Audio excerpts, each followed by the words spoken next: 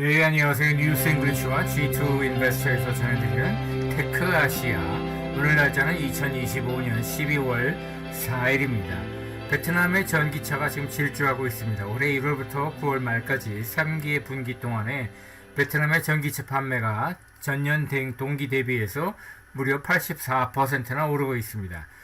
베트남에서 가장 크고 대표적인 전기차 기업이죠. vinfast라고 있는데 역시 1월 초부터 9월 말까지 무려 11만 362대를 팔았다고 합니다. 그리고 말레이시아에서도 전기차 브랜드가 있는데 페로도아라는 기업이고요. 이 기업이 이번 주 중에 QVE라는 모델명으로 전기차를 새로 출시를 했습니다. 중국의 AI 기업들이 미국의 규제 때문에 중국 내에 있는 데이터 센터에 GPU 반도체를 수급하기가 어려워지니까 싱가포르와 말레이시아와 인도네시아에 있는 데이터 센터로 진출을 해서 동남아시아에서 이 인공지능을 훈련시키는 그 작업을 중국이 아니라 지금 동남아시아에서 지금 하고 있다고 합니다.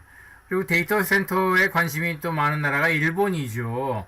일본에서도 수요가 굉장히 많은데 단지 데이터 센터를 새로 짓는 토목 건설 시공 비용이 너무 높은 것이 지금 걸림돌이 되고 있다고 합니다. 그리고 이제 중국의 원자력 발전의 그 원료가 되는 우라늄을 광산에서 채굴해서 공급을 하는 국영기업이 있어요. China National Uranium이라는 기업인데 이 국영기업이죠. 이번 주 중에 그 시연전 주식시장에 IPO 기업 공개를 했습니다.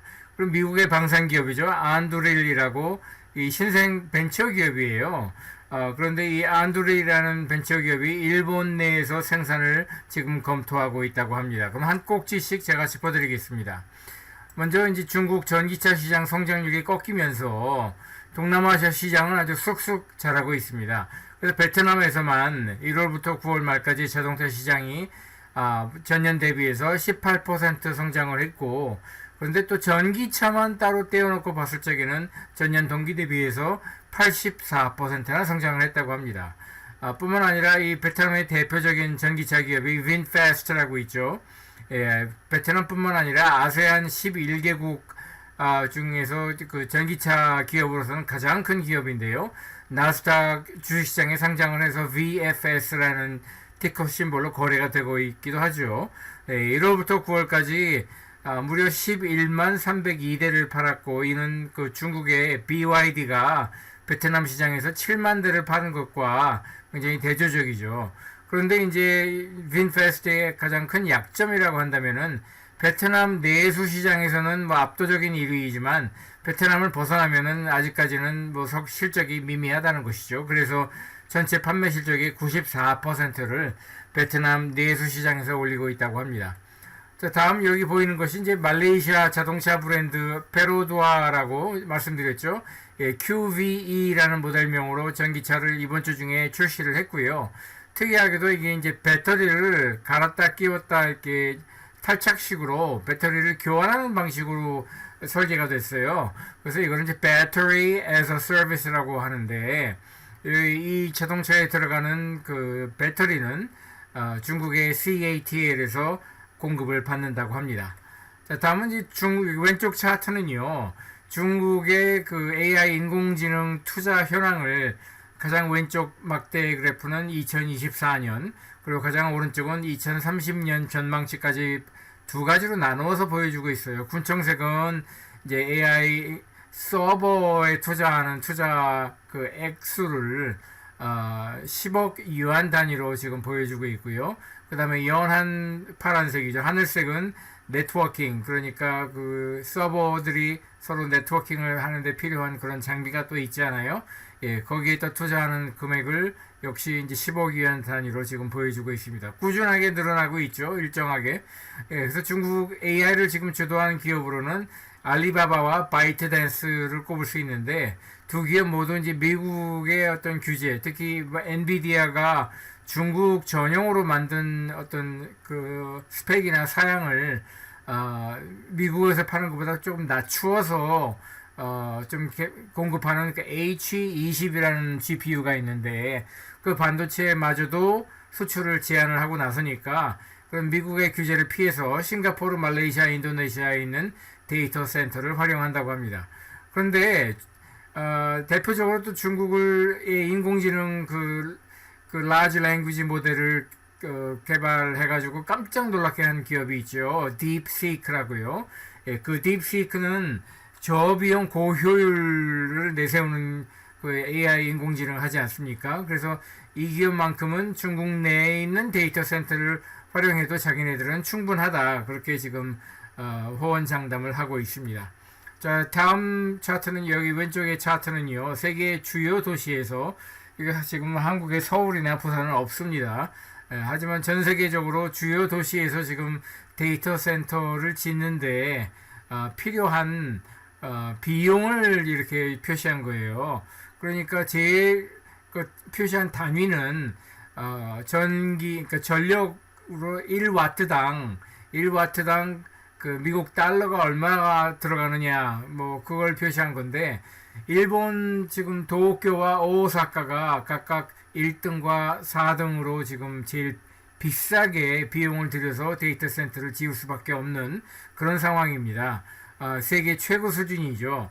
데이터 센터 병목 현상 때문에 그런데 병목 현상이 일어나는 배경은 크게 세 가지가 있어요. 첫 번째는 일본 내 데이터 센터와 GPU를 구하려고 하는 중국 기업들이 일본으로 지금 몰려가고 있는 거예요.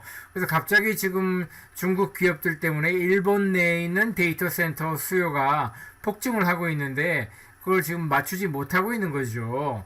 그래서 두 번째 배경이 되는 거는 대규모 토목건설 현장에 동원할 수 있는 인부들이 너무 부족해서 일본에 그래서 지금 데이터 센터를 짓지 못하고 있다는 겁니다. 그다음에 세 번째 배경이 되는 거는 어떤 이 디지털 대형 설비 시공 경험이 일본 건설업체들한테 부족한 거예요. 뭐 30년 가까이 이런 디지털 또는 반도체 이런 쪽에 투자를 거의 하지 않았으니까 일본이 이런 거를 해본 경험이 없는 거죠. 일본 건설 기업들이. 그래서 2020년부터 2025년 사이에 이런 그 산업용 건축 비용, 건설 시공 비용이 무려 38%나 지금 오르고 있다고 합니다. 자, 여기 왼쪽 사진에 보이는 것은 중국의 원자력 발전소인데요. 이런 원자력 발전소에다가 우라늄을 공급하는 기업으로 이제 중국의 국영 기업인데 China National Uranium이라는 기업이 있어요. 이 기업이 이제 12월 3일에 션전 주식시장에 IPO 기업 공개를 해서 지금 티커 심볼이 001280으로 거래를 시작을 했고요. 그래서 그 IPO 규모는 약 44억 3천만 위안 규모였고, 근데 이제 12월 4일 오늘 하루 거래가 되지 않았습니까? 이 하루 만에 주가가 무려 10.09%가 올라가지고 지금 한 주당 가격이 69위안 49전이라고 합니다. 그래서 우라늄 채굴 사업은 중국의 국가 기간 산업이자 또 국영 기업으로서 이 기업이 이제 국내 자본시장에서 그러니까 홍콩이나 미국이나 이런 그 역외 자본시장 말고 중국 국내 자본시장에서 자금을 조달해야 한다고 중국 공산당이 어떤 정책 방침을 세웠어요. 그래서 우선순위로 이거 지원을 하기 때문에 홍콩이나 미국으로 가지 않고 션전 주식시장에 상장을 한 걸로 보입니다. 자, 여기 보이는 분이 누구냐면요. 그 요시미츠 고토, 또는 일본식으로 하면은 고토 요시미츠라는 분인데 누구냐면은 손정희 회장이 하는 그 소프트뱅크의 CFO 재무 책임자예요. 이 사람이 발언하기를 우리 소프트뱅크는 오픈 AI에다가 올인을 하고 다른 기업에다가는 그러니까 오픈 AI와 경쟁하는 뭐 엔트로픽이라든지 구글이라든지 뭐 그런 데는 투자와 지원을 하지 않고 오로지 오픈 AI와만 협력해가지고 투자와 지원을 하겠다 이렇게 뭐 발언을 했다고 하는데 지금 오픈 AI는 그렇게 상황이 좋아 보이지는 않아요. 지금 원래 자금 여력이 없고 특히 자기들이 전망하는 어떤 매출 전망치와 비교해서 그 투자해야 되는 필요로 하는 그 투자 액수와 오픈AI가 지금 거둬들이고 있는 매출액을 비교를 해보면은 자기들이 생각하는 그 필요한 투자 액수에 지금 벌어들이고 있는 매출액이 터무니없이 부족하거든요. 그러니까 자꾸 외부에서 자금을 끌어와야 되는데 그렇게 그래서 뭐 엔비디아에서도 투자를 받고 여기 뭐 소프트뱅크에서도 투자를 받고 뭐 그렇게 지금 서큘러 그러니까 이렇게 환원식으로 지금 재무 구조를 갖고 있는데 그게 굉장히 불안하죠. 어디 한 군데서 빵꾸가 나게 되면은 예를 들어서 오라클이라든지 이런데 그 오라클이라는 회사도 지금 재무 구조가 좀 많이 엉망이거든요. 그래서 오라클도 그렇고 이 오픈 AI도 재무 구조가 그렇게 튼튼하지 못한데 어디 한 군데라서도 빵꾸가 나게 되면은 이거는 저는 넘어갈 수 있다고 보고 오히려 지금 IPO 그러니까 오픈 AI도 지금은 비상장 기업이잖아요. 엔트로픽이라는 기업도 비상장 기업이잖아요. 근데 두 기업이 지금 누가 먼저 IPO 기업 공개를 해서 자금을 왕창 끌어들이느냐 그걸 가지고 지금 경쟁에 들어가고 있습니다. 자, 여기 사진에 보이는 거는요. 일본의 공작 산업용 로봇으로 아주 유명한 기업이죠. 화낙이라고 하고 영어로 그 회사 이름은 파눅이라고 이제 FANUC 그래서 파눅이라고 쓰지만 일본식 발음으로는 화낙이라고 하는데 아무튼 이 화낙이라는 일본 회사가 엔비디아와 협력을 해가지고 인간의 어떤 보이스 커맨드로 움직이는 산업용 로봇을 개발하기로 지금 두 기업이 협력하기로 결정했다고 합니다. 그래서 이 기업이 지금 연간 산업용 로봇만 한 100만 대 넘게 지금 전 세계적으로 팔고 있는데 한국에도 현대자동차 같은데 굉장히 많이 들어와 있죠. 그런데 이번에는 그 인간의 보이스 커맨드로 움직이는 산업용 로봇을 엔비디아와 협력해서 개발하기로 했다고 합니다. 그리고 이제 다음 소식으로는요. 일본 히로시마에 이미 반도체 생산 라인을 가동하고 있는 미국 반도체, 메모리 반도체 기업 마이크론이라고 있죠. 그런데 차세대에 AI 인공지능형 메모리 반도체를 생산하는 신규 팹 라인을 역시 히로시마에다가 착공을 해가지고 약 일본 돈으로 1조 5천억 엔을 투자를 한다고 합니다. 지금 일본의 규슈는요, 실리콘 아일랜드가 되고 있고요. 규슈가 아니라 혼슈에서도 서쪽 여기 히로시마 같은데,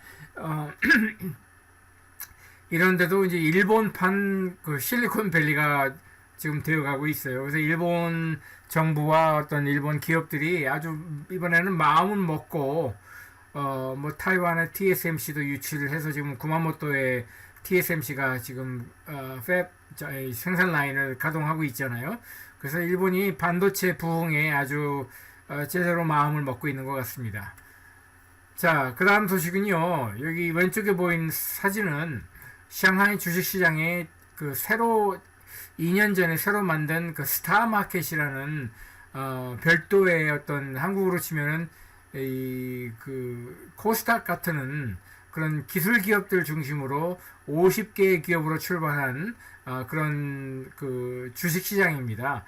상하이 메인 주식시장하고는 별도로 운영되는 새로운 신규 기업들이 주로 상장하는 그런 주식시장이고요. 그런데 2025년 지금 12월인데 올 한 해 전체를 통틀어 가지고 중국에서 나오는 IPO 기업들 중에 가장 화제를 많이 모으고 있는 기업 중에 More Threads라는 이름을 가진 기업이 있어요. 이게 뭐 하는 기업이냐면 AI 반도체 Fabless 설계 기업이에요. 그러니까 엔비디아와 거의 같은 성격을 가진 기업이라고 볼 수 있죠. 자기들이 직접 뭐 반도체를 제조하지는 않지만은 AI용 반도체를 설계해서 파운드리에다가 일감을 줘가지고 파운드리에서 이제 제조를 해가지고 그걸 이제 팔겠다는 거죠. 엔비디아와 똑같습니다. 그도 그럴 것이 이 More Threads라는 기업을 창업한 사람이 2020년에 창업한 기업이거든요.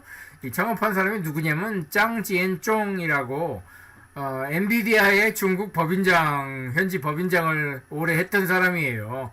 예, 그 사람이 2020년에 창업을 해서 엔비디아처럼 우리도 해보겠다 하고 시작한 기업인데 지금 벌써 6년째죠. 예, 6년째 되는 올해 12월에 이번에 스타마켓에서 상장을 하기로 했습니다.